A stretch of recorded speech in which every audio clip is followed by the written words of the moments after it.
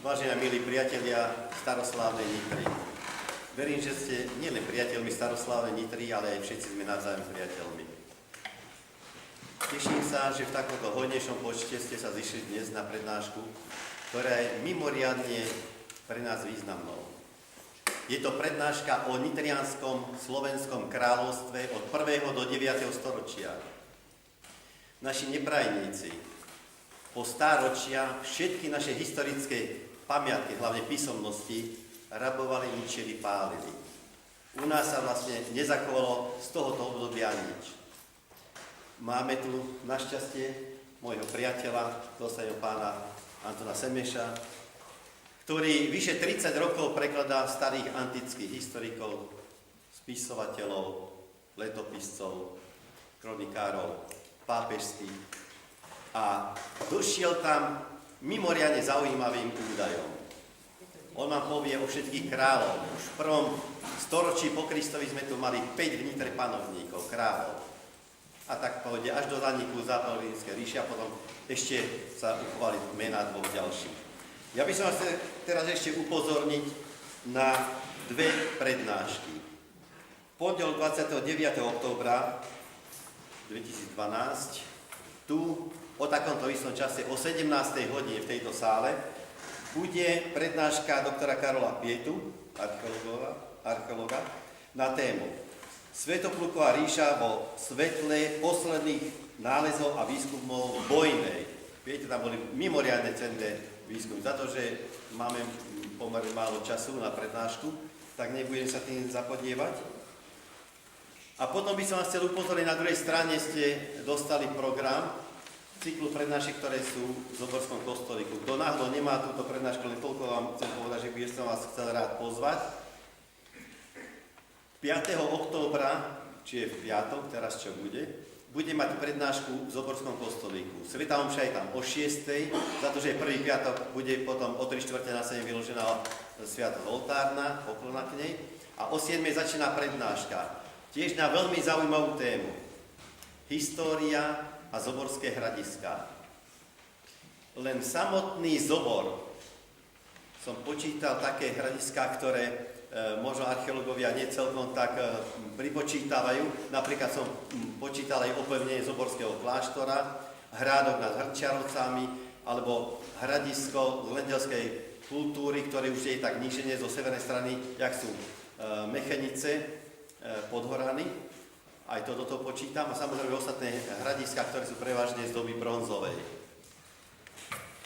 Chcel by som také malinké okienko. To, čo máme do kultúry, väčšinou máva pani Olga Čakajová. A ja by som chcel také niečo, čo by nás dostalo do takejto slávnostnej atmosféry a chvíľky. Chcel by som kúsok z proglasu od svätého Cyrila, ktorý prežil Eugen Paulini a prebásnil William Turčáni. A preto čujte toto Sloveni. Dar tento drahý, daný je vám od Boha. Dar Boží, z čiastky spravodlivej pochádza. Dar dušiam vašim, čo sa nikdy nezhubí. Dušiam tých ľudí, ktorí vďačne príjmu ho. Ja myslím, že nastáva tá chvíľka, aby sme dali slovo priateľovi Semešovi, ktorý nám podá tie najkrajšie informácie, ktoré sa snáď o našom meste dali zohnať z počiatku letopočtu. Pre každý prípad, vážený, našiel som sponzora, veľmi naširoko a doplnené materiálom je v tejto brožúre o Nitrianskom kráľovskom meste a jeho kráľovi. Tam nájdete v tej brožúre najstaršiu mapu, ktorú profesor Dobiaš z Prahy, keď vyštudoval v Ríme 36. tam promoval, vrátil sa, doniesol nám, nevieme, najstaršiu mapu Podunajska z rímskych čias. Chodievalo sa hore Moravou na Odru, na Jantar, ale chodilo sa cez južné Slovensko hore až na východné Slovensko za Medilaborcami je dedina Porov, to je hraničná, tam sú hory pretrhnuté. jedni končia v takej lúke a druhé v Bieščady. A tady v nepamäti sveta národy kmene prechádzali do strednej Európy a vôbec do Európy. V Kalinove z 2. storočia vykopali poklad peňazí z 2. storočia, lebo tady to rímski kupci chodili. To je jedna vec. Aby si vedeli, prečo som to tam vložil do tej brožúry. Lebo sa k tomu nedostanete. Druhá vec je nitrianské biskupstvo. Pozrite, od spodu úzke ide ku prvej oblasti a potom východná časť župy Trenčianskej bola dobitá a rozťahnutá do Bebravskej doliny a to preto zdôrazňujem, že Ladislav, kráľ uhorský, vyzval v Srieme, teda vo východnom Chorvátsku, Bána, aby jeho synovia, jedno vojsko prišlo do Užhoroda, dobíjalo východné Slovensko a druhé, aby prišlo tadeto hore Nitrov a dobilo územie, ktoré nebolo Uhrami alebo starými Maďarmi obsadené. Oni mali len túto južnú otvorenú. A vtedy až mohol Koloman založiť latinské biskupstvo Nitre, keď mal toto cirkevné územie dobité, ktoré Štefan nemohol darovať ostrihomskému arcibiskupstvu, lebo nebolo to v rukách Chorvátov, v rukách Uhrov. No. Prečo o nitrianských kráľoch? Viete, v celkové svetových dejinách v Európe, v Ázii, aj na americkom kontinentu často prebiehal proces, keď väčší chcel slabšieho podmaniť do svojej ríše, upevniť a zväčšiť svoj ľudský vojenský potenciál a výrobný, aj daňový. Toto v Európe postihlo starých Slovenov v 9. storočí, keď staromaďarské kmene sa vrhli na túto državu, pretože boli koristníci a oni sa nemali kam vrátiť. Za nimi boli, za Karpatami, ich nepriatelia pečenie ubíjali. A to je tak, ak chcete národ zlikvidovať, treba mu ukradnúť minulosť, dejiny. A takto to robili Maďari, nepodarilo sa, takto to začal Masaryk s kmenem slovenským, ktorý patrí českému národu, mal to byť československý národ. Tiež sa to nepodarilo. Prečo? Lebo každá taká skupina má predovšetkým svoj vlastný jazyk, ten môže stratiť, tak ako stratili Íri svoj jazyk. Ale je tam druhá kultúrna zložka a tá je tvorená tvorbou cirkvi na tom území. Darmo chodil Cromwell s partiou a po dedinách v Írsku rozbíjali líry, tak boli zavesené pri kríži na stene, lebo večer si brnkali a spievali staré náboženské írske piesne.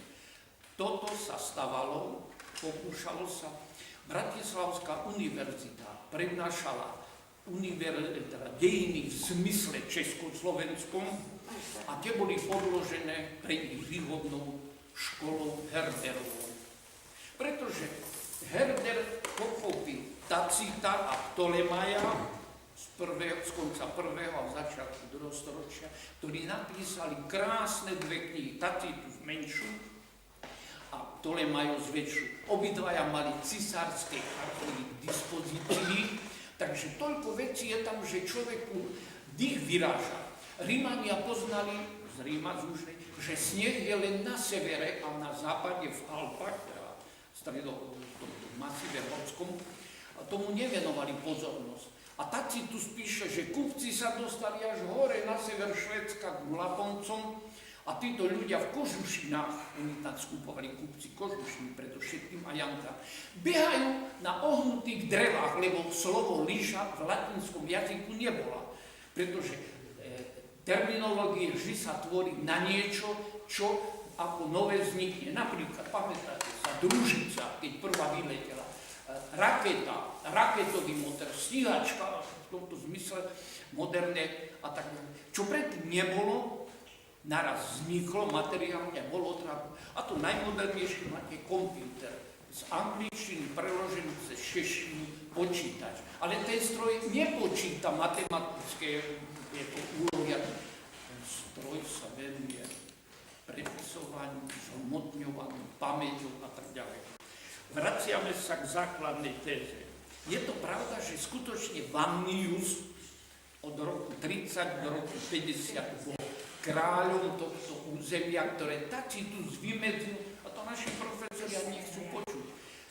Kráľovstvo Kvádor, Regnum Quadorum, je od Moravy až po Tisu, ab maro usque ad Tisu. To sa nedá vyvrátiť, špekulovať môžu, najväčší mlčia. Pretože moravské kniežatstvo je nič iného, len územie vymedzené a ovládané a spracované keltskou metalurgiou, lebo tí hľadali kovy a perfektne spracovali. Oni sú v Európe nenositeľmi bronzovej, ale železiarskej kultúry, lebo naučili sa žíhať aj oceľ, všetko bolo o mnoho šikovnejšie a bolo tej rudy dostatok, kým ku bronzu bol potrebný cín, používali aj arzen, ale najlepší bol cín a u nás bola len jedna malá lokalita, dovážalo sa to z Nemecka. A tento Vannius, ako sa dostal? Viete, to je taká zamotaná história, o ktorej v učebniciach nenájdete, že Keltov vyhnali z nášho územia títo Dákovia, vytlačili ich preč z Zakarpaty a pošli ďalej na východ. Jedni prešli cez Marmarské more do Anatólie a do terajšej Svätej Zeme, lebo po nich ich Rímania, dôležité, celá terminológia historická je rímska, ako Rímania, ktorý národ pomenovali, tak sa to opisovalo. Galovia, bolo druhé meno, prezývka, lebo radi mali kohutie zápasy. To bola taká mánia, takých Galus je kohút a oni sú kohutiari. A preto máme aj Galileu, ale máme aj ďalšie názvy, ktoré sú z tohoto no. Slovom Kelti odtiaľ odišli, ale Dákovia začali Rímanov štiekliť za Dunajom. Rímania si prizvali dole z juhu od Vojvodiny Sarmatov, Srbov a Chorvatov. Jazigec, kmene silné, ktoré boli až po tú obrovskú obranu priekopu a val, ktorá ide od Vácova až na Solných, Čierťaž. Toto naši držali, a to už asi Kelti, to nevieme, lebo nikto nevie zistiť, kedy a kto ten val vytvoril. No, tých najali, tí vytlačili Dákov zo Slovenska až za Tisu a usadili sa na Slovensku. A to je ten jazykový materiál stredného Slovenska, nitrianskeho kniežatstva, lebo sem patrili pod správu zlaté, strieborné, medené a železné bane, nepatrili nikomu, ale nitrianskému kráľovstvu, z toho bol Regal, z toho tučnilo kráľovstvo. No a tí sa tu rozťahli, aj tí potom pokúšali týchto Rímanov, nakoniec Rímania takticky cez obchodníkov poznali všetko až hore po severný pól, vyzvali Suebov, nedajte sa poprieť stlačiť, Suebov. To je grécky výraz a Gréci nemajú písmeno B, aj keď sme sa učili alfa, beta, gamma, ale to je latinská forma prebratá, oni majú veta. Nie beta, ale veta čítajú. Čiže sklavenoji sú sklavenoi, sklavíni, Sloveni. A takisto suevi, to sú svevy, slavy, lebo Rímania to zachytili podľa svojho spôsobu, tak ako v 10. storočí, 11. Maďari všetko si asimilovali. A v 19. storočí, a to je dôležité, kvôli Vaniovi, naše šlachtické rody dávali synov študovať dole a začali si pomaďarčovať svoje slovenské mená. Svetokrížny Sentkeresty, Svetojanský Sentniváni. A toto bolo po tých vojnách, ktoré tu boli, keď naši museli Nitry dávať do šlachtických rodov rukojemníkov, tí išli do Ravenny, to bola veľká škola rukojemníkov, kde sa naučili dobre po latinsky, aj všetky možné umenia, 5 rokov tam museli byť minimálne, niekedy aj dlhšie. A takisto si tam odobrili mená latinsko-grécke, ktoré tam boli v móde. Presne ako Slováci, keď išli do Ameriky, v tretej generácii už nie je Jano, je John, je Mike a tak ďalej. To je prirodzená asimilačná nie politika, ale kultúrna zložka. To sa stalo. Menšina sa prispôsobuje väčšine.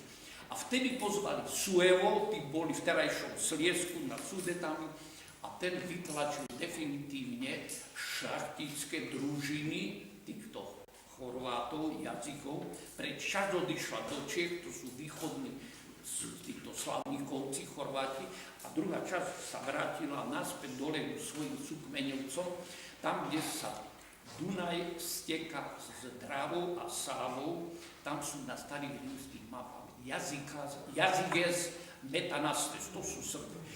Učili nás kedysi, že Srby prišli z Krakovska, nezmysel, lebo keď Porfirogenetos pre syna Romana dával písať veľkú encyklopédiu, to bolo 150 rokov zabudnuté, a dneska Chorváti vedia, že ich predkovia prišli spoza Dunaja, ultra Danubium.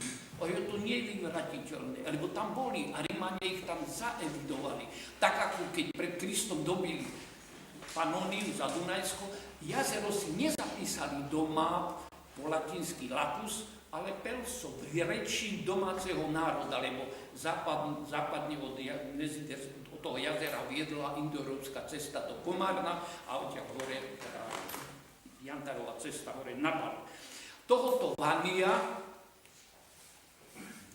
za taký čudný okolnosti Rímania menovali, musel byť popredný knieža známy u Rímanov, lebo neznámeho by neboli, určili za kráľa, menovali Rex Nominatus. Neskôršie máme jeden peniaz, ale neviem meno našeho nitrianskeho kráľa, ale ten peniaz má na druhej strane Rex Quadis Datus. Kráľ dosadený kvádom do Nitry, do Rímania, po nejakých vojnách to bolo. Ale tento Vanius ešte zažil toto, že tesne pred ním Marobuda Kráľoviča, alebo Kráľivka malého a tak ďalej, šéfa Markomanov, domáci sa vzbúrili a ho vytlačili a on sel takmer tretina popredných, všetci by boli si odešli, Rímania povedali stop, do Karmúnka na druhú stranu len osobnú rodinu, 30 ľudí, toho dali do Raveny, Marobuda tam aj zomrel, a to najkrajšie. Ostatných Markomanov usadili Rímania, dali príkaz prešli cez Moravu a usadili ich na východ od Moravy. A teraz, akej národnosti to Rímania nepíšu, boli títo Markomani.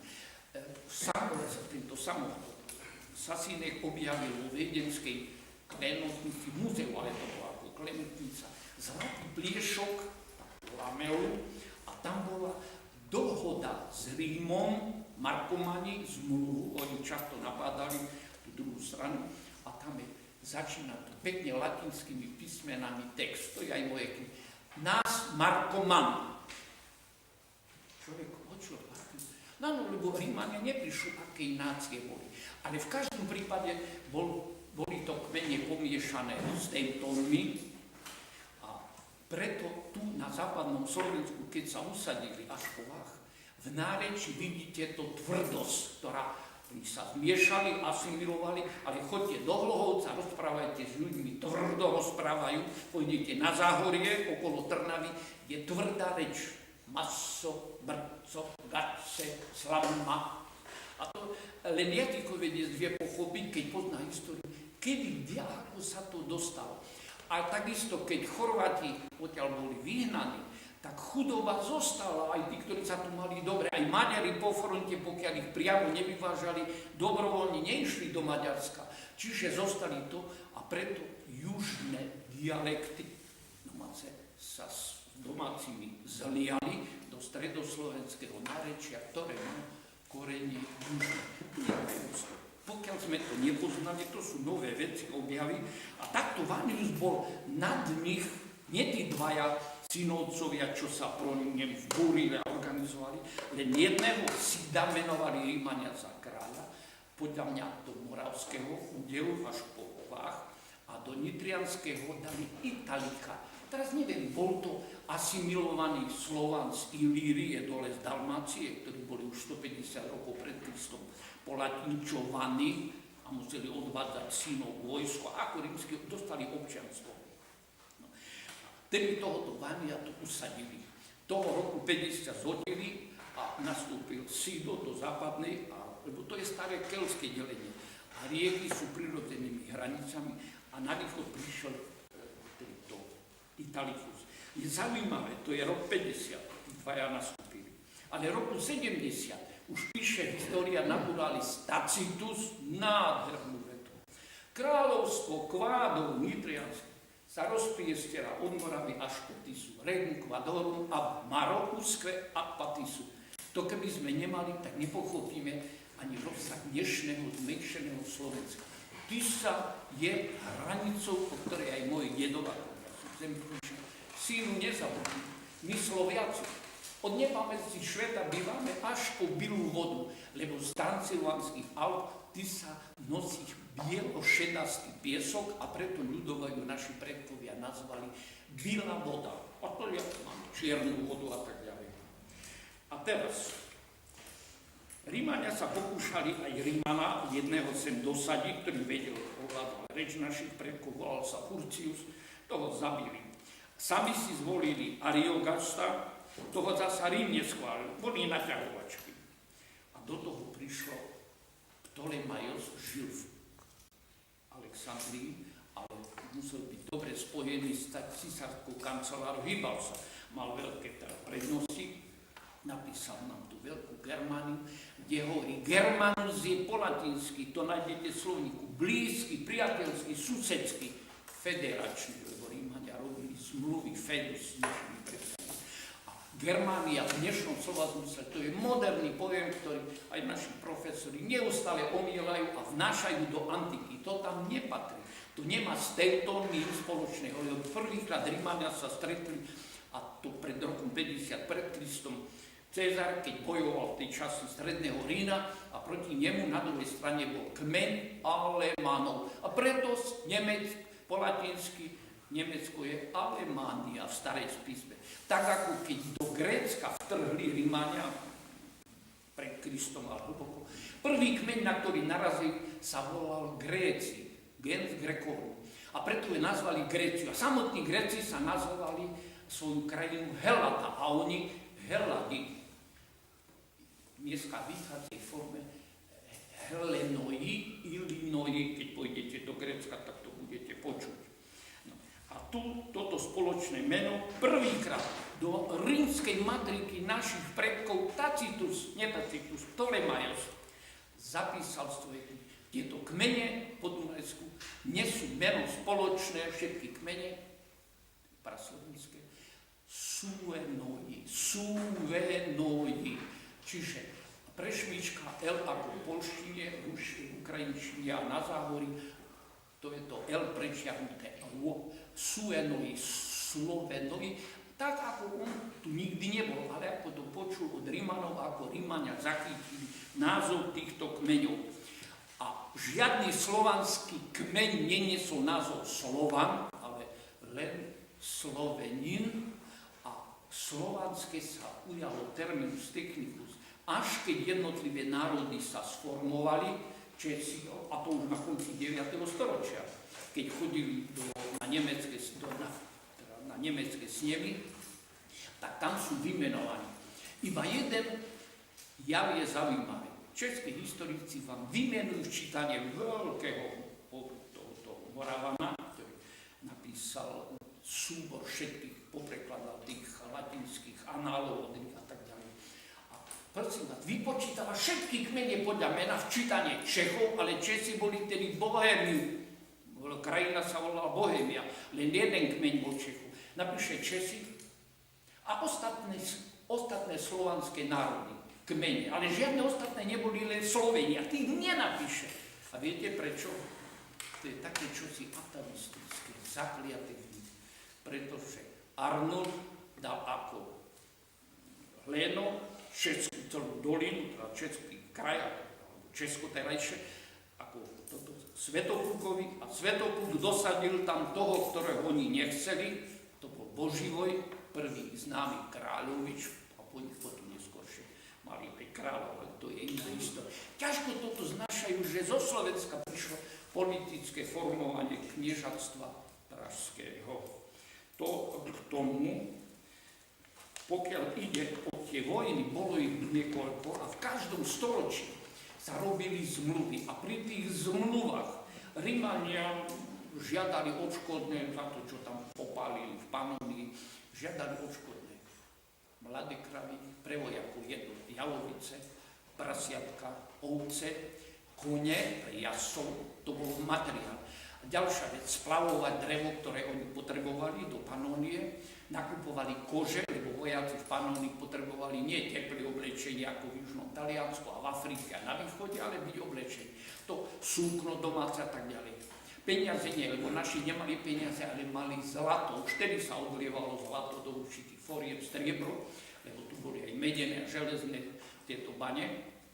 A takto pri tých dohodách najdôležitejšia položka, ktorú vnímali, že koľko nám môžete za žold na 5 až 10 rokov zmluvy dať jazdcov vašich mládencov, ktorí s kopiami plus nož, nič len kopie, až 2 bojovali. Rýchlo obehu nepriateľov, nie ťažká jazda rímska, ale ľahká. A tak máme to najkrajšie, čo nám Rímania zachovali, len tretina historického materiálu, zdôrazňujem, sa zachovala. Tiež sa poničilo. To rímski historici píšu. A tam je dôležité. Prima alla Quadorum, prvá jazdecká eskadrona, bola dodaná Rímanom v 1. storočí. V 2. už dodávali, čo sa zachovalo. 13 000 Chorváti dali, potom naši dali 12 000. A ďalej už ani sa nevypočítava, čo pri zmluvách sa dohodlo.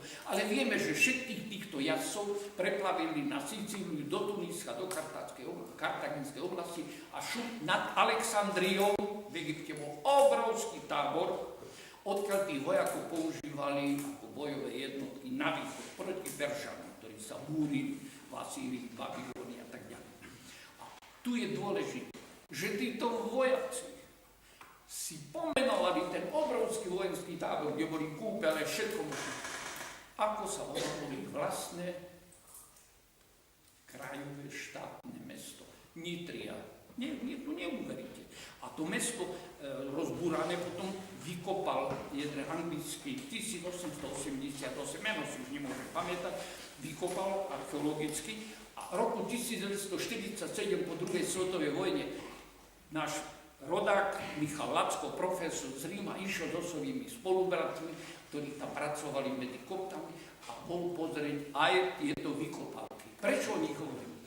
Pretože títo rozprávali nelatinským, negréckým, nekopským jazykom a pracovali. A keď kresťanstvo sa už v 4. storočí rozmnožilo, tak za tým vojenským mestom vystavali, založili kláštory, ktorým dávali pozemky a rybníky a tak ďalej. A keď svätý Hieronym definitívne skončil, on bol z Dalmácie, ovládal rodený Dalmatinčan, keď tam bol v Jeruzaleme, nakaz Aleksandrijský patriarcha asi 20 rokov pred jeho smrťou ho vyzval listom: Carissime frate, príďte mi zlustrovať tieto kláštory, ktoré sú okolo mojho mesta, lebo začnem synodu. Prišiel, porozprával sa vo všetkých kláštoroch, lebo tie kláštory mali v tom čase také úchylky filozoficko-teologické, lebo dobre ovládali gréčtinu aj latinčinu ako ďalšie dva jazyky. Prišiel, ovládali jazyk, napísal správu z každého kláštora, odovzdal, dostal odmen a odišiel preč. A si predstavte, že prameň k tejto správe, čo teraz vám hovorím, 10 rokov som vášho biskupa už tam profesora žiadal. Prvý zväzok vydaných spisov svätého Hieronyma v Paríži 1842. Ten by som potreboval zapožičať, lebo ja nemôžem prísť v lete sedieť do seminára, ja som tu súdičil. Nakoniec ako biskup dal sa uprosiť mi to Oxroxovala, tam máte. Tento Dalmatinec na vršku mestečku, to bolo tesne pri slovenskej hranici, naučil sa glagolsky písať, čítať, lebo tam boli mnísi. Otec bol bohatý, tam bola móda do Ríma na štúdia, nebol pokrstený, vtedy až do spelosť mnohí sa krstili. Tam zvládol latinčinu, gréčtinu. Potom zatúžil po pustovníctve, tak odišiel do Sýrie a tam sa naučil starú sýrštinu. To je dialekt, ktorým aj Kristus rozprával. A v Jeruzaleme od pokrsteného rabína naučili sa perfektne po jazyku hebrejsky. A potom ho pápež pozval Damasus, aby tie staré preklady Itala, to bolo ktorý biskup dal cez storočia, 10 ročia poprekladať, nebolo jednotné. Tak tu Italu, taliansky ľudový Bibliu, dal, aby zrecenzoval. A píše priateľ, len minim som poupravoval, lebo viem, že by ma veriaci nazvali, že som heretik. Šanoval som svoje pero, svoj stylus po latinsky, to je krásny výraz. A si predstavte, pán biskup mi dal, to je na A4 2 stĺpce, oxeroxovať, a tam je to. Ovládal zrejme gréčtinu, latinčinu, sýrštinu z Sýrie, z Jeruzalema starú hebrejčinu, et suam lingua maternam dalmaticam, a svoj rodný materinský dalmatinský jazyk. To nikto nevie, tu máte poklad. My nevieme, čo z historickej literatúry tu je, lebo až teraz pána biskupa som prosil, ak bol menovaný, dám 1000 Štefaníkov, 1000 korún. Bohoslovci, nech len historickú literatúru z kartoteky do počítača, aby sme nemuseli Budapešti a Viedne a šiarta diabla z Ríma objednávať cez univerzitnú knižnicu, kde bol poplatok 300 korún, ak sa nemýlim, svojho času.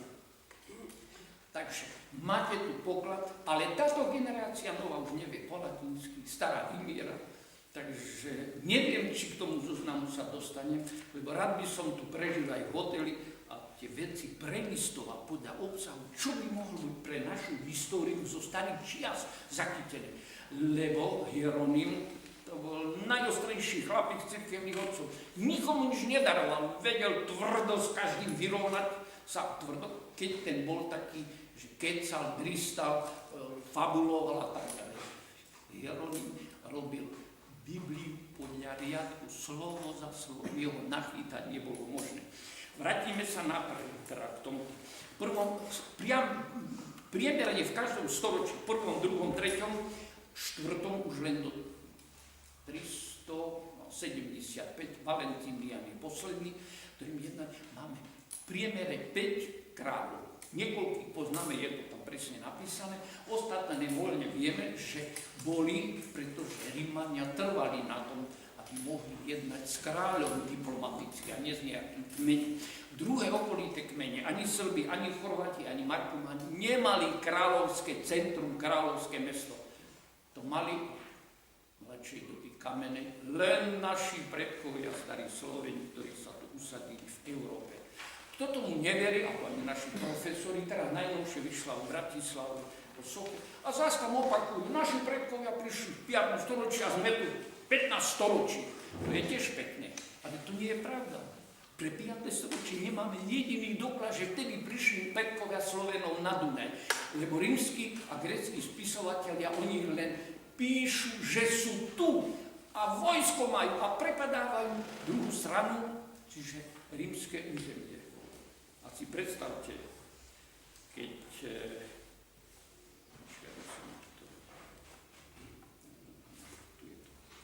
zapísali nám oni o našich predkoch. Centrum bolo tu, Nitra to organizovala. Kovácky národ, citujem presne po slovensky, bol bojovný a mocný. Rímania to. Ako sa ukázalo, keď kedysi predtým prepadli, zgumovali celé Zadunajsko a prekvapili Aquileu a obklúčili dole na Adrii Ravenu. Oči človek otvára, ale aj Markomani im pomáhali, teraz Štiech. A zaujímavé je, že aby rýchlo prebiehli najmä pácku močaristú deltu pri Benátkach, cez kupcov už dávno vedeli, kde sú brody a kde nie, narýchlo plte zatiahli volami po tom bahne a vojaci pekne na koňoch aj s vozami prešli na druhú stranu. Plte.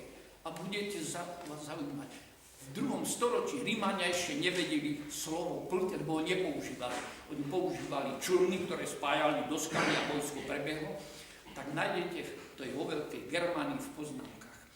Plty, lebo ť v latinčine s háčkom sa, teda s písenom H za T alebo za D, väčšinou za T, ako sloveso robiť, písať, chodiť. Plti. Na tých sa tam píšu, plavili rímski kupci dolu s tovarom, ktorí nakúpili váhu, nitrov a tak ďalej. Z Dunaja prechádzali do svojho obdobia, do svojho priestoru. Takí boli naši predkovia, tvrdí, bojovní a tak ďalej. Pán profesor Šmalík našiel v jednom gréckom materiáli nádhernú vetu. Na tú istú tému. V lete, keď sa bojovalo, zásadne nenošili košele, keď tak len taký kvázi lajblik, a to bez zapínania, ako očovskí mladenci. To je zaujímavé. A bili sa, nielenže dobiť Panóniu, vtedy, keď tam trhli až dole, 2 panónske legie úplne dosekali, dobili, pokiaľ nezmizli do lesov. A takto celý ten, a ten píše, keď tak pre väčšiu slavu Bohu, aby bolo vidno, že sú zranení, pichnutí a tak ďalej, hrdili sa tým. A to najkrajšie, keď Valentinian bol posledný cisár, ktorý tu bol, aj tento Konštantín Veľký a jeho sestra raz ju skoro zajali, jeho sestru, ktorá prišla do Karnúta, sútoku Moravy Dunaja, tak za Valentiana niekde pravde vlastne Sejpiš Federovaru na takej výšine v prostredí císarovho garda a naši vyslanci jednali o mier, to boli všetko šlachtici. Obutí boli čižmách, to latina už mala tento termín. A nemohli sa dohodnúť, lebo také tvrdé podmienky dával, že až sa jeden rozúril, a tu máme u Marcelina Appiana, je to preložené denné dielo do slovenčiny, vyšlo to v Tatrane Slovenča.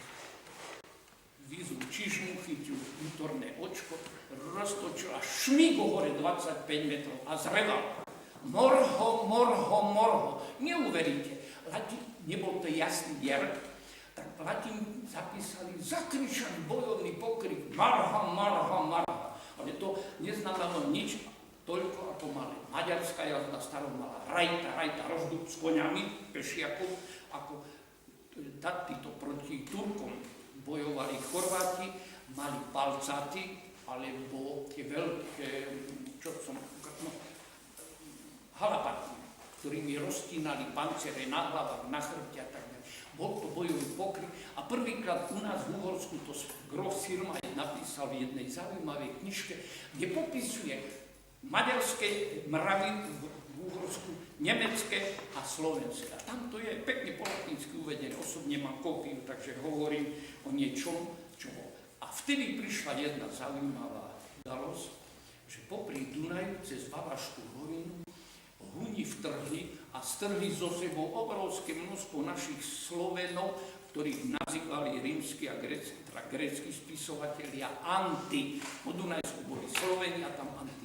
A tí sa usadili predovšetkým na východnom Slovensku a preto, keď vyšiel jazykový atlas, keď tomu naši to vydali, tam máte všetky tie izoglosy, že máme základné korene, ako je na Žešovskom podhaľu, východne, a Ukrajinci potom Rusi teraz sa vtlačili, Rusíni pod iným názvom, na tie uvoľnené priestory, ktorí títo naši... A doniesli toľko vecí, že až teraz naši kolegovia, mladí jazykovedci, keď čítajú a sú vodáci z východu, naraz, jak je to možné, že Andrej je Andriov, v zemplničine. Prečo vokatív je Janču, Mižu, Ďurču a nie Ďurčo, alebo Jančo. No, to sú také veci typické, tak ako lokeť, ako rož, ráž a tak ďalej. To je rakita, rokita, zakrúta a podobne. To sú nádherné veci, ktoré jazykovedci, možno o 50 rokov mladá ďalšia generácia vydá o tom krásnu jazykovú encyklopédiu, lebo dodneska nemáme etymologický slovník. Jeden v akadémii už 10 rokov, že na tom pracuje, ale furt nie a nie to vydať. Lebo máme len český Machekov a Holubov. Machek má tretinu termínov zo Slovenska. Pomási, lebo východné Slovensko jazykové má tie isté formy, čo má západné, teda západní Slovania. Vúz, voza, kul, kola, nuž, noža. Je rovnaký materiál, takisto ako som povedal, lokec a podobne, ako majú Česi a po češtení Moravania. No. vtedy Huni a Rímania videli, že už neudržia za Dunajskom, tak sa dohodli s Hunmi, že im odovzdávajú Pannóniu bez boja a zobrali rukojemníkov. Pred 3 mesiacami som našiel jeden údaj. Ja sa večer modlím svätému Hieronimovi, to bol múdry človek a mi dával nové myško. V noci sa zobudím naraz, Pane Bože, šiahnem na jednu vec, nalistujem staré. Attila bol medzi tými rukojemníkmi, čo išli do Ravených, naučil sa po latinsky a keď bol potom už vedúci, zobral si svojho učiteľa, ktorý mu viedol kráľovskú kanceláriu a volal sa Orestes a pochádzal zo Zadunajska, z Rímanov a bol za Zadunajskou senátorom v Ríme. Nové veci, lebo mi vrtalo v hlave, ako mohol pápež, keď tam Huni vtrhli do stredného, dohodnúť sa na osobnom rozhovore s Attilom a si rozumeli. Kedy, kde sa ten naučil po latinsku? No, bol v tej adriatickej rámskej škole a sa to naučil. S tým je vákuum Nitre, hoci to bolo nad Dunajom, všetky správy zanikajú. Prečo? Nebojovali sme ani s Rímanmi, tak Rímania nič nezapísali, nebojovali sme ani s Niemcami, by boli ešte ďaleko pri Regensburgu, v tomto Bavorsku. Čiže je vákuum. Ale vážne, tu bolo už kresťanstvo, tu bol biskup a bol na zobore, lebo je uvedený episkopus de Zubura, latinici v zápisoch všetky mužské názvy riek, ženské Sáva, Dráva, Morava, Dalinus, Savus, Dravus, Marus, o Nitre nevieme a takisto, čo bol mužské Zobor, Zubura, to normálne polatničovali, to v Jugoslávii máte, je o tom jedna kniha, čítal som sa len divil, že naši jazykovedci na porovnanie toto nemajú. Keď sa Matúš Kučera vrátil z Chorvátska ako veľvyslanec, bol som dni na jednom konferencii a doniesli ste duplikáty z akadémie o starých veciach. A čo by som sa o to staral? Chodím na poľovačky s Tučmanom a tak ďalej. Jeho pani vie po chorvátsky, lebo je z Chorvátov, potomkyňa z Južnej Moravy, píše o Chorvátoch a pohotovo všetko prekladal. Lebo vyrastla do 10 rokov pri svojej babke na Denicku a pekne len po chorvátsky inak nespravala. A v škole ťažko jej to išlo, už potom vo vyšších ročníkoch naučila sa po česky. Po nich sa nám navalili avári, už čo si máme, lebo avári napadali východné císarstvo rímske, teda za Dunaj a tak ďalej. A do toho vojska brávali našich, lebo tí museli tieto plte porobiť, aby mohli prejsť, ale už to vojsko konské, jazda, táto avárska, oni pokiaľ tu nemali pechotu, robili naši. Plte, loďky na menších, ale najprv obsadí na druhý breh, tak každý z tých vybraných prepadových jednotiek mal baraniu kožu, kde piš nafúkal ju, zapkal kolíček a na tom preplával na druhú stranu. V noci, že susední títo nepriatelia Rímania nemohli vedieť, že naraz v kríkoch ráno sa objavilo 100 domácich s kopiami a od chrbta na nich zaútočili a potom mohli sa tu vyprieť. Ale to je všetko popísané, len to treba čítať. Preto aj ja, a brat Emil to pochopil, doma, kedysi, keď ešte chlapci nás paplom, baterko, tajne som čítal to ako koľko. Lebo žena sa hnevala, čo tu? Kedy sa spíš, čo sa hýbeš, lebo ešte som robil reflux a tak ďalej. A to je tak ako na okraji. A potom príde tá epopéja s tými našimi pomiešanými Slovanmi, slovanské matky a vojaci, tí prišli bez žien, to také jasné vojsko, to je zaujímavé. Tretia generácia už bola tvrdá, sa búrila. A to, že Samo akurát tedy tu kupčil a v tom čase, aby ho nikde zbojníci neprepadli, no až 50 ľudí chodilo ozbrojený, mal svoj ozbrojený sprievod. A Boh vie, čo všetko zažil. V jednom starom českom materiáli Švabachom som našiel. Dagobertov Súveky, analista, ten nepíše, že Samo bol Frank, to v modernej dobe začali špekulovať.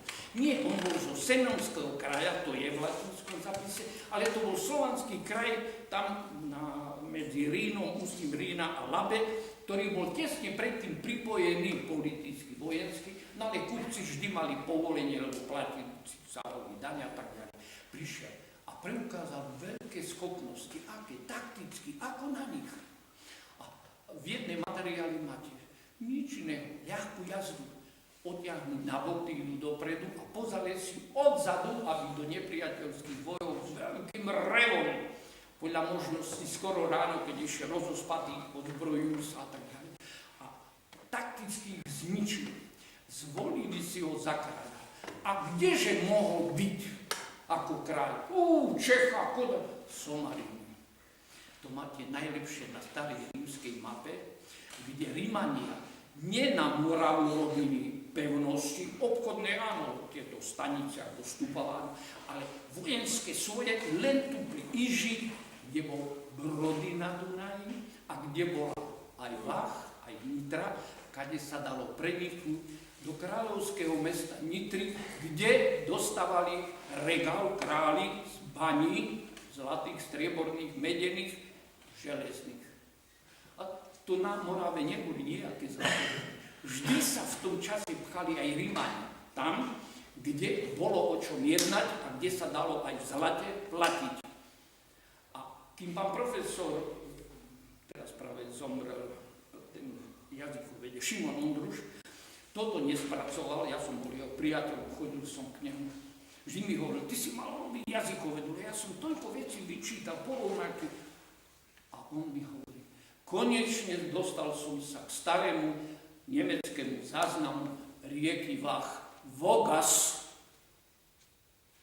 A Vogasti, to je prídavné meno, Burg, to je komárňanský vodný hrad.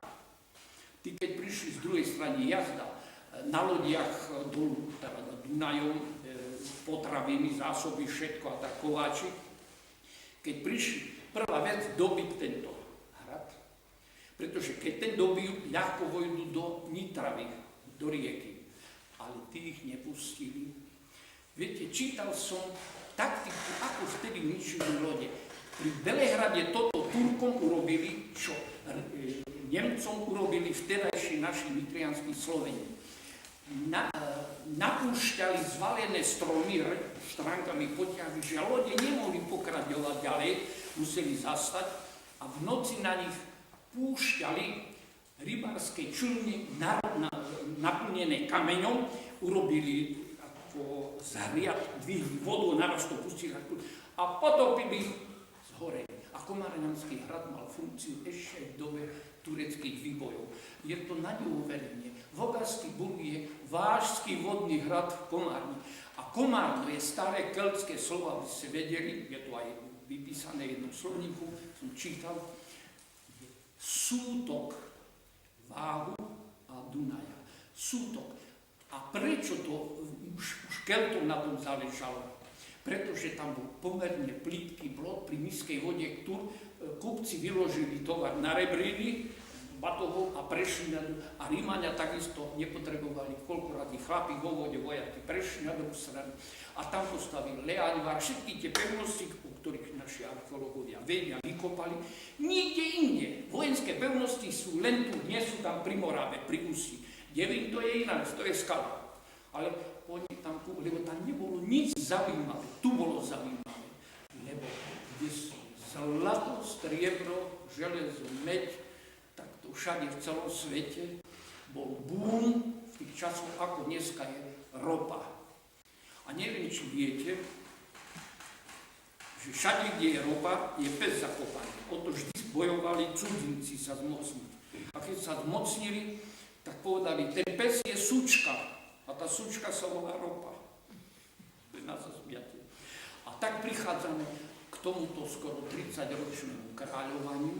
Prečo mal toľko žien? Pretože títo Ariáni, ktorí tu mali svoje cirkevné zbory, šlachticom podľa starého biblického vzoru Šalamúna a Davida umožnili mať toľko žien, koľko chcú.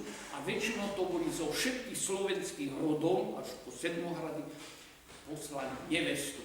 A aby mal ďalšiu teda ženu, ktorý a preto mal toľko a toľko synov a toľko dcier. Prosím vás, kde ich povídal? No nie za nitrianských žobrákov alebo kupcov, ale zasa to rozposlal a toto robilo tvrdý odpor voči Avarov, že aj keď prenikli na Dunaj, tak to boli jednotlivé prepady, ale nikdy na Dunajský breh trvale neudržali, aj keď máme hroby, kde sú pochovaní na našom území aj s koňmi, ale nie je to všeobecný, ale to len tí, ktorých zabili naši Sloveni v tom boji. Potom Avári stupňujú, keď aj on zomrel, to je polovica 7. storočia, a naraz Karoš Veľký začal organizovať so synom Pipinom, ktorý bol kráľom v Itálii a ten Slovanov južných zorganizoval. A tí, keďže tam kupčili za Varnu, tak poznali presne, kde majú tie ringy, okrúhle hradiska, jamy, stĺpy a tak ďalej, ploty. A tak sa stalo, že definitívne vrazili do nich a v roku 800 definitívne vyvratili Avarskú ríšu. A vtedy čo sa stalo? Naši Sloveni, ktorí boli v Sedmohradoch, to bola druhá Morava, ale im hovorili Mereháni, to máme presne nemeckých žurnalistov zapísané. Vyslali túto tretiu či štvrtú generáciu vojenskú bez žien, aby toto územie nitrianské a moravské obsadili, aby tu Nemci, lebo tí domáci boli slabí na to. A tak máme vykopávky vo Vali, to je mesto Morava, a rodové sídlo Rastica a Svätopluka. Prišli tam, lebo celá materiálna kultúra je východná, škaukázska, obliekanie všetko. Ale ženy v hroboch sú naše Slovenky. To keď budete čítať správu Vali pri Mikulčicách, tam pôjdete, tak si kúpite materiál. To je pravda. To prišlo, obsadili. A už neboli. Prečo? Lebo po Dunaj obsadili v podnižských Sloveni všetko a za Dunajom už boli marky, ktoré držali Nemci. Aj Pribina mal jednu, ale od cisára pána. No. A toto obdobie je zaujímavé, že napriek tomu cisárska kancelária cez kúpcov, špionáž robila, neraz zistili, že ten Mojmír I sa nejako stáva proti ich politiky. Nevieme pozadie, ale im ho zhodili, mohli. Prečo? Vyzvali tých šlachticov, toho nechceme, nech ide, ak sa hovorí, do penzie. A Rastica, ktorý bol u nich, ako toho, nie zajatec, ale rukojemník, a dobre sa tam rozkúkal, toho menoval a tomu hlave vrtalo od prvého dňa, ako rozprávali. Ako sa osamostatniť tak, aby sme neboli už nepodmanení, ale pod ich mocou, pod ich vplyvom, najmä cirkev. A to potrebuje vlastné arcibiskupstvo. Pod Rímom. Nie do Pasova, aby sme boli ako vedľajšie. Čiže ako Slovensko bolo v Československej republike, len východná gubernia, územie kolonizačné, ako je to o tom slovníku, a Maďari Felvidek. Tiež sa uzrieť. A to sú javy, ktoré, keď človek veľa študuje, porovnáva, príde na také zaujímavé veci, ktoré by mali na vysokej škole, na hodinách histórie, na cvičkách preberať, ale najprv by to museli ovládať profesori a docenti. No ale keď dneska už generácia nevie po latinsky, tak bude čítať len to, čo Česi preložili a čo dačo Slováci a čo Poliaci sekundárne. A vtedy prichádza k tomu. Do Mikulčice bola obchodná dedina ako túto Parovce, nie pod hradom, ale pri hrade, cesta išla z druhej strany a chrám, ktorý tam bol, niesol patrona svätého Mikuláša, patrona kupcov. Toto je dôležité vedieť, že prečo sa volajú Mikulčice. To je normálne idem per idem všade u Slovanov, najmä u pravoslavných. A vtedy po ňom Rastislavovi menovali jeho synovca do Nitry. Čiže tí Nemci veľmi dobre sa vyznali v moravskej politike v tých rodoch, že títo dvaja muži budú zaujímaví pre nich a budú tolerantní, budú dobre vychádzať. To, že Svätopluk nakoniec začal sa pajtášiť s Karolmanom, to chápali na Morave Rastislavová skupina, že to sú kliešte od spodu na Moravu, pretože nitrianské biskupstvo má No viete, aj Šaštín, aj Senicu, to je staré územie a jeden z rímskych, to nemeckých neskorých mníchov, Aventinus, Turmajer, prešiel všetky staré kláštory, 20 rokov študoval a toľko nám doplnil do našej histórie, čo sme nepoznali, že aj Brno mal nitrianské knieža a nitrianský kráľ. A tí mali od starého mesta dole a dvakrát také územie mali za Dunajom až po rieku Eržu po Viedenský les. Lebo jeden zápis je, že keď sa pomeril Rastislav Karolmanom, tak sa spoločne dohodli, že tie východné územia Mark, ktoré patrí pod Bavorsko, že osadia novými ľuďmi bavorské pustači. To je taký krásny výraz, že človek sa aj zasmie, lebo to nazýva. A vtedy Svätopluk mimoriadne vynikol, keď sa zbavil strika. Tie intriky nepoznáme zo zákuliska, to, že naloval, chytil, ale bola to už dlhodobá nenávisť, že tento handrkuje sa s tajtáši sa s Karolmanom a Rastislav je proti Karolmanovi. No. Slovom politicky nepriateľstvo vnikol a potom stal sa definitívne kráľom a keď už mal potom pod mocou, aj Čechy dostal, aj hore sever Krakovsko, tak čo napísal poslal do Ríma a vypýtal si opisy všetkých listí, ktoré sa vzťahovali na toto kráľovstvo. A takisto císar Byzancii poslali a pápež, keďže si veľmi naraz na Svätoplukovi zakladal, že Muslovanom hore až do Polska, že nebolo východné Nemecko po Nemčine, toto bude základ kresťanstva, lebo aj samotný Metod dostal titul legáta slovanským kmeňom, národom.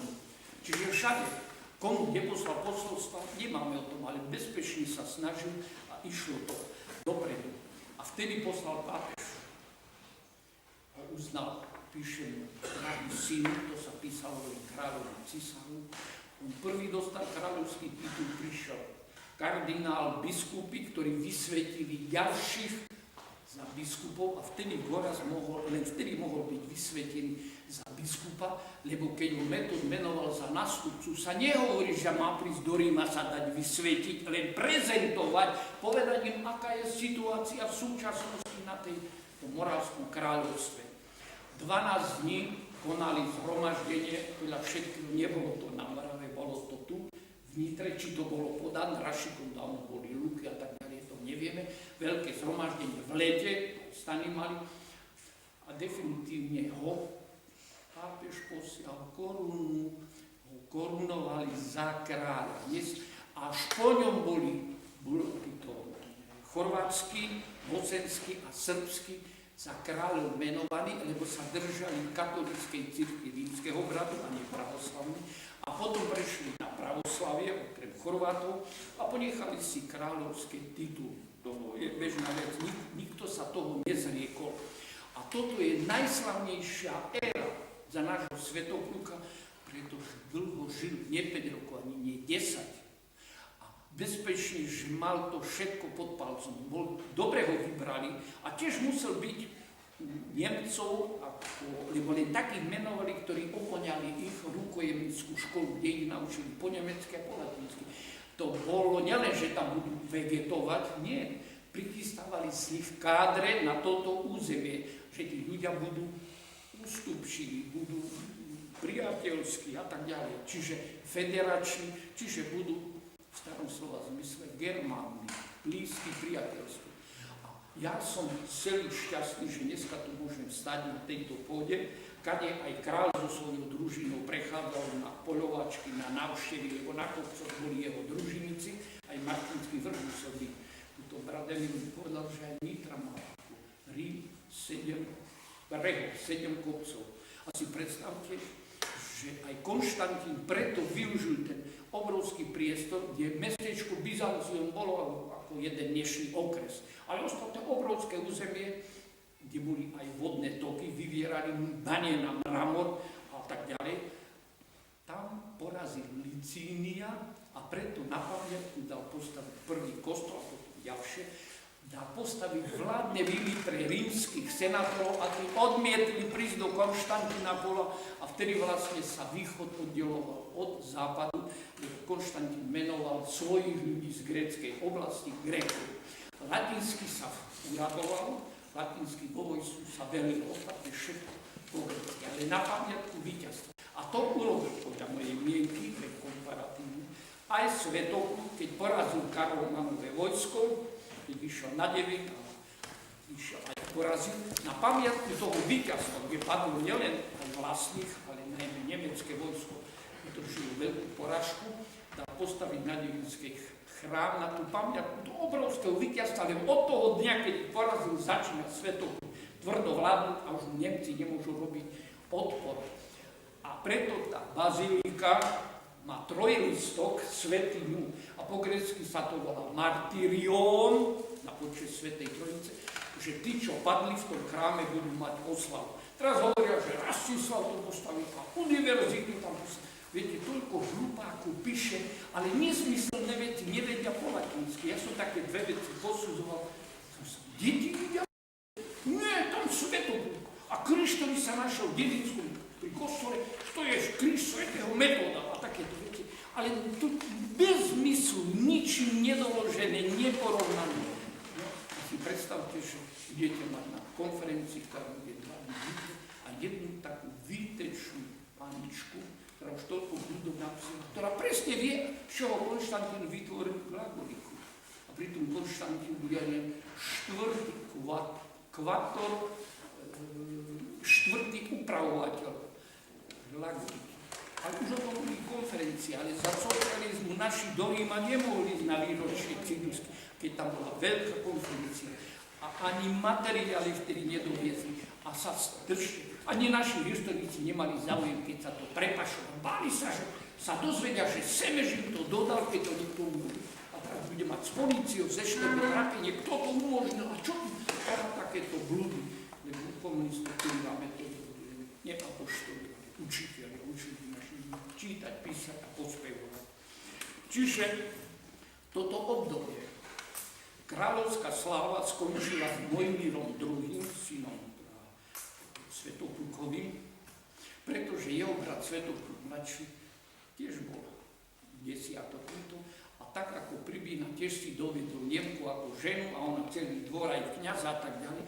A to, keď toto nepreštudujete, ako to bežalo aj byzantínska politika, aj rímska, franská, nie je možné pochopiť, prečo sa to tak stalo, ako nám to sucho letopisy bez vysvetlenia zapísali. A preto 907 pri Bratislave na Petržalskej strane bili sa Maďari s Nemcami, lebo predtým Nemci 4 roky zavolali na mierové rokovanie hneď tu pod Viedeň, na jedno veľké hradisko, vedúcu maďarskú delegáciu a tam bol šéf armády, najstarší, Kuzala sa volal, Kuzala, Regulus Kráľovič, a oni ich tam povraždili. Maďari sa na to prichystali, určite roky zlikvidovali ich a Veľkú Moravu si poistili tiež asi rok predtým, nie Veľkú Moravu, ale hradisko Mikulčice, Grad Morava sa to volá staroslovenských materiálov, zlikvidovali, aby mali cestu hore až k Drážďanám, kam boli pozývaní slovanskými glomáčmi, Chorvátmi, Srbmi proti tým Nemcom, ktorí chceli tieto ich kraje trvale si podmaniť. Čiže končí táto história, že maďarské kmene juh až po Šaši na toto zachytili a pán profesor Ďurica v Pádove mal dobrých žiakov, prekútal knižnicu a dal dokonca práce ročníkové písať na určité témy z určitých kníh, ktoré on nestačil čítať. Veď a to taký múdry profesor sa potom dozvie cez tie práce, čo tam je. A tak medzi nimi napríklad do Byče Turzo povolal si zo severného Talianska stavbárov, čo mu stavali tie paláce, a jedna rodina sa volala aj Tiso. Odtiaľ má Tiso zo severného Talianska, o tom je jedna práca v Padove napísaná, to mi hovorí. Takisto toto obdobie dobili a pán profesor našiel cisárska, carigrafská kancelária stále kontaktovala poza Karpaty a cez Krakovsko so slovenskými kráľmi, to znamená, nezanikli Mojmírovci. Ďalej, držali sa až roku 1999 syn poľského kráľa Mieška, Boleslav Chrabný, dobil Krakovsko a jednal s našimi, lebo aj Česi tlačili tých Slovákov, a takisto Maďari, starí Maďari, a sa dali pod neho a obsadil Maďarov, vytlačil túto zo západného Slovenska za Dunaj.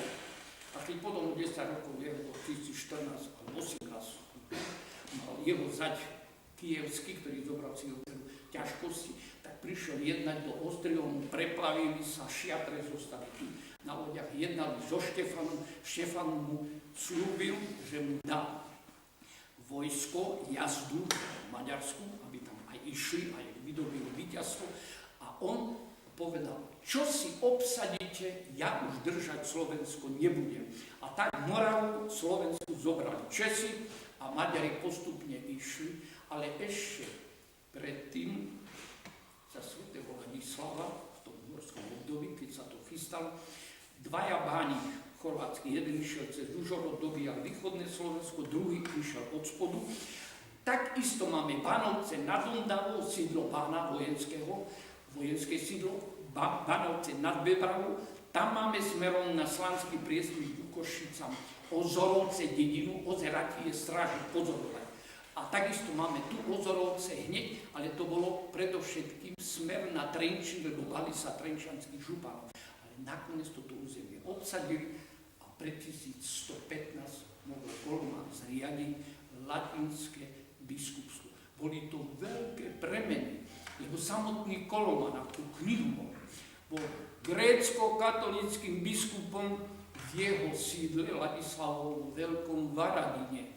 A Ladislav chcel centralizovať krajinu, zrušiť jedno kniežatstvo, aj nitrianské, aj to, tak on ako knieža dal župana do sídla a to potom dal v dispozícii všetky budovy latinskému biskupovi, ktorý síce prišiel tam až po jeho smrti, lebo nemali kádre, ale prišiel.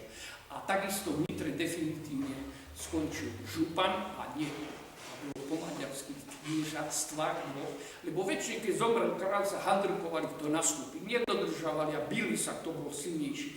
A tieto kniežata, ktoré 100 rokov boli zhruba tu u vás, mali moc ako kráľ. V Párovciach židovská firma pozvala až Hispánie odborníka na tvorbu peňazí, nevieme, razili peniaze a mal vlastne vojsko a územie si spravoval sám. To bola tretina kráľovstva, druhú tretinu Sedmorady a tretinu Zadunajskou. Čiže až s uhorskými kniežatmi, a to z Almušu, definitívne zaniklo sláva kráľovská a veľkokniežatská v tomto slávnom meste. A ja som rád, že som vám to mohol tak bez papiera vysypať z rukáva, trošku vás udiviť, znepokojiť. To vie, či je to pravda. Je to pravda. Ale táto generácia na vysokých školách, asistenti, starší asistenti, docenti, aj profesori po latinsky čítať nebudú, lebo sú absolventi socialistických 11 ročení, keď už sa humanistický odbor mal vymeniť za komunistický. Ďakujem vám, že ste mali.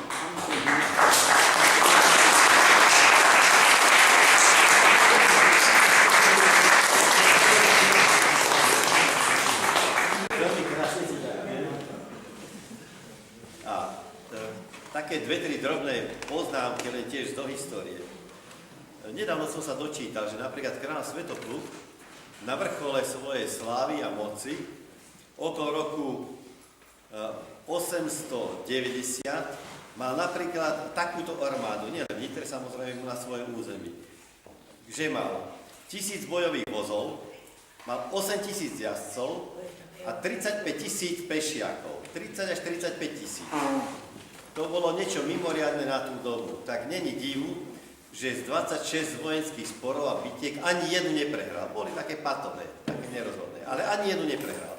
Jediný panovník, ktorý neprehral žiadnu bitku. Napoleon prehral, môžem povedať, 2-3, Podolskou Varadinu a potom Waterloo. Po Devinskej bitke, amen. Sláva. A potom môže tak povedať Alexander Makedónsky, tiež Slovan, ktorý bol, prehral tú poslednú, ktorú mal v Egypte. To, čo si ty hovoril, ten veľký tábor Nitria, ktorý bol blízko Alexandrii. On tam mal postaviť niekoľko kláštorov, lebo oni už boli ako kresťania. A je zaujímavé, že zanikol až vtedy veľké zemetrasením, keď sa zrútil majak a knižnica v Alexandrii. Prepadol sa pod more. Takže mali krásnu takú spomienku. Ešte vám chcem spomenúť. A musulmani urobili kríž, tak Hej, a nebola svetená. Ešte také zaujímavé. Cyril Hrobník, profesor z Kapského mesta, dostal rok štipendium, aby išiel do Indii a zistil, prečo bantúskí černoši z Juhoafrickej únie majú náboženstvo veľmi podobné, ako mali Indovia. Po roku doniesol veľmi zaujímavé výsledky, tak mu predložili tento pobyt o 5 rokov. Oboznámil sa s dvomi tými základnými starými indickými jazykmi, veľmi to skrátim. Prišiel na to, že sa tam opisuje mesto, alebo najprv poviem, miesto sľubov, ktoré sa volá Nitria. A mesto toho miesta, presne ako mesto, obec, sa volá Nitrava. A tam ešte našiel, že ďaleko, toto bola križovatka ciest a bolo to na pobreží Indického oceána, kde bol nedaleko veľký prístav, hlavný prístav týchto, odkiaľ išli kupci, ktorí sa volali Kána. Nie je to celkom ako Kána Galilejská, ale volali sa Kána. A títo kupci chodili jednak morom, sa dostali do Perského zálivu, súšou prešli zhruba tam, kde boli Feníčania, cez Stredozemné more, cez Jadran, dostali sa blízko Terstu, alebo tak hore, jak sú teraz Slovinci, a odtiaľ išla práve tá cesta Jantárova cez Brod v Komárne, to bola prvá hlavná cesta, cez Nitru hore. Potom, až keď sa urobil Brod, alebo sa to tak upravilo a lepšie sa dalo prechádzať cez Dunaj pri Devíne na moravskú stranu, tak potom išla hore Moravou a tá bola potom hlavná Jantárová cesta. A na východnom Slovensku takisto to vieme, tak ako si povedal, východom tiež hore na Poľsko.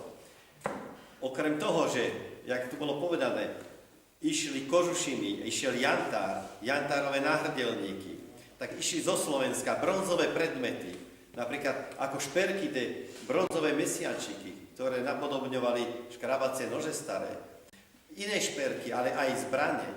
A tieto sa doniesli až do Indie, do tej Nitrie. A teraz vám poviem, že čo to boli vlastne tie miesta sľubov veľmi v rýchlosti. Miesto sľubov, tak ako má prezident sľub, ako má každý vojak, ako má každý poslanec, ako ja neviem, kto všetko má sľub, ktorý zloží, že bude dodržiavať určité predpisy a bude sa nimi riadiť. Títo kupci boli na čele veľkých karaván a mali niekedy 20, 30 aj 100 bojovníkov, ktorí chránili tú karavánu. A oni, aby nespreneverili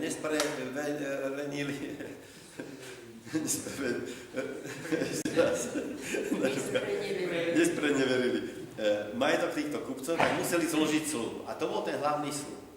A tiež zachytili, že je mesto sľubov v Indii a na druhej strane na križovatke kupeckých ciest je Nitria, ktorá má aj rieku sľubov Nitria.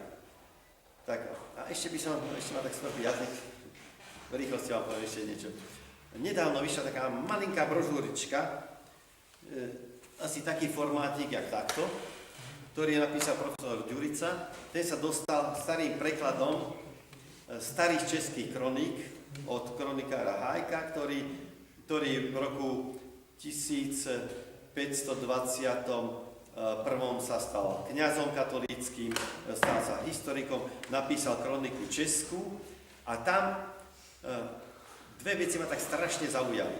Opisuje, že celé východné územie, alebo Morava, mala len dva veľké hrady, velohrady. A to bola Nitria a to bol Devín. Žiadny velehrad na Morave, to, čo existuje, ten kláštor, nebol nikdy vtedy veľkým hradom, neexistoval. Potom právnik Červinka vyhral súdny spor pred zhruba 160 rokmi, že to bol velehrad, kde prišiel cirka metod, nie je pravda. A ešte jedna správa tam zaviela. V období panovania Sama, on sa stal kráľom po tej bitke po porážke 623. O nejakých tých 10-15 rokov. Ako si ty spomínal, že Chorváti boli tu na našom území, dve chorvátske kniežatá, ktoré bývali. Jeden býval v Krupine a druhý, teraz si rýchlo meno nespomeniem, tam není hrad, ale bolo tam hrad, ktorý hrad rozrumenil zase jeden ďalší knieža. Títo dvaja bratia so svojimi vojenskými družinami sa vybrali do Bohémie, nie do Čech, do Bohémie. A tam so svojimi, aj keď boli počte pomer mali, obsadili toto územie a podmanili si ľud tam žijúci. Títo dvaja sa volali Čech a Lech. A tento Čech potom, jak mal podmanený ľud, pomenoval krajinu a ten ľud Čechmi, nepravde Čech. A tento Lech, keď mu pomohol, tak potom prešiel do Polska, kde založil tiež slávny rodinou Lechov.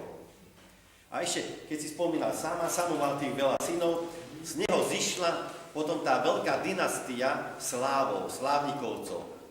To boli potomkovia ešte od Sama. No, už vás nebudem viacej otvárať, myslím, že to stačilo. Ja si mimoriadne cením aj vašu pozornosť, aj to, že vlastne sme mali 3 kamery. A to, čo si nám ty predniesol, to môžeme byť všetci hrdí. Jednu poznámku, Emil zapísať.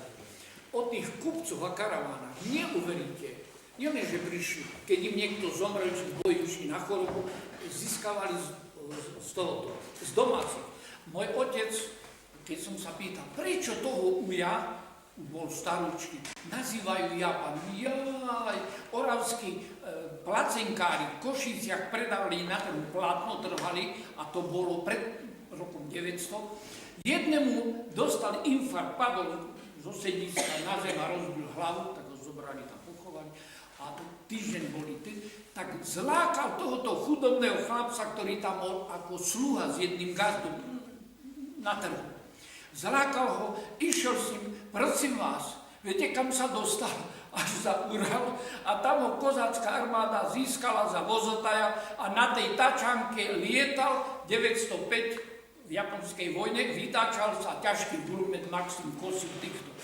A on, keď sa vrátil, dlho trvalo, až po prvej vojne, prosím vás, 10 rokov, každú sobotu kršme dostával zadarmo pijaty, kukuši, slaninky a chlapi nevedeli aj zo súzemných dedí sa nasýtiť tým koloritom, čo on zažil, keď prešiel až tam a potom vojna a keď sa vracal naspäť. To sa stávalo s kupcami, lebo tí boli nositelia čoho? Akú novinu ste nám doniesli? Ja ešte, aby som tak povedal, tí kupci, ktorí išli z tej indickej Nitrie, nosili veľmi vzácne korene, nosili tymián, nosili korálky fajansové a nosili drahokamy. Cez nich neviedla, ja som veľa kedy myslel, že viedla tam aj hodvábna cesta, ale tá išla severnejšie. Takže vlastne to boli tie výmeny, ktoré som povedal, odtiaľto, čo išlo a tam. A tie výrobky, napríklad korene, u nich, čo malo cenu, je ešte taká poznámka, že tu, okolo Nitry a tak ďalej, a až hore k Baltu, koreniny mali približne 1000-násobnú cenu, ako u nich, a aj tymián má mnohonásobne, ale nie až toľkonásobnú cenu. Čierne korenie. Áno, čierne korenie a vôbec tie koreniny, ktoré boli. A ešte tam bola zmienka, to som si nezapamätal, že ročne za koľko, to bolo 100 000 libier šterlingov, keď sme to prepočítali, čo urobili obchod jedni s druhými, áno, alebo tí istí, ktorí sa vracali. Po týchto kupcov potom prebrali to Feničania, tieto obchodné cesty, a tu už môžu sa